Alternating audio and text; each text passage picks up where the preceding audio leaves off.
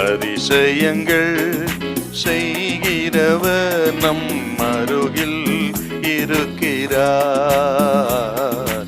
அற்புதங்கள் செய்கிறவர் என்றும் நமக்குள் வசிக்கிறார்.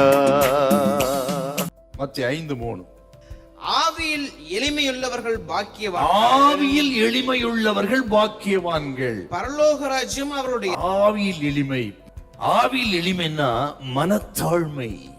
வெளி தோற்றத்துல நமது உடை நடை பாவனைகளிலே உலகத்துக்கு நாம் தாழ்மை எளிமை காட்டுவதற்கு நேரடியான ஒன்று அந்த எளிமைதான். ஆனால் ஆவியில் எளிமை தான் ரொம்ப முக்கியம். சிந்தையில் எளிமை.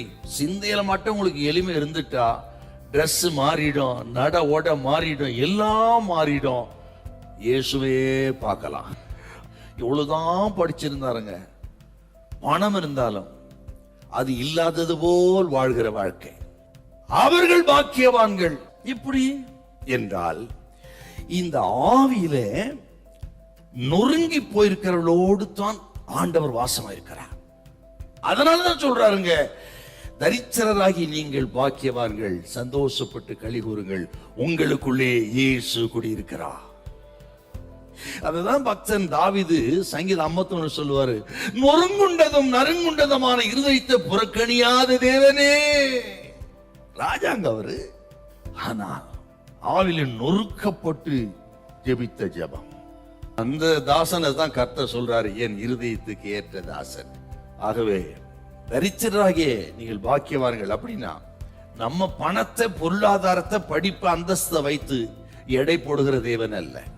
நீங்கள் எவ்வளவு எளிமையாய் தாழ்மையாய் தேவனுக்கு உண்மையாய் டோட்டலா சரண்டர் ஆகி வாழ்கிற அந்த வாழ்க்கையை குறித்து தான் கர்த்தர் பேசுகிறார்.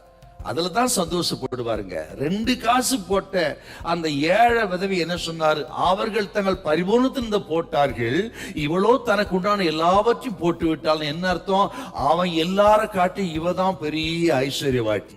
ஆகவே தான் லூக்கா 12ஆம் அதிகாரத்தில் வாசிக்கிறோம், தேவனிடத்தில் ஐஸ்வர்யவான்களா இருங்க. எவ்வளவு தான் இருக்கட்டுங்க, கர்த்தருக்காக எப்படி வாடுறீங்க அதுதான் முக்கியம். அதுக்கு இந்த ஆவியில் நொறுக்கப்பட்ட நிலம் வேணும். உங்களை உலகம் புகழாம இருக்கலாம், வாழ்த்தாம இருக்கலாம், ஆனால் கர்த்தர் உங்களை அங்கீகரித்து இருக்கிறார். நீங்கள் தான் தேவனிடத்தில் ஐஸ்வர்யவான்கள். பயப்படாதுங்க, சந்தோஷப்பட்டு களி கூறுங்கள், உங்கள் பலன் பரலோகத்தில் மிகுதியா இருக்கும். ஹல்லேலூயா, ஹல்லேலூயா.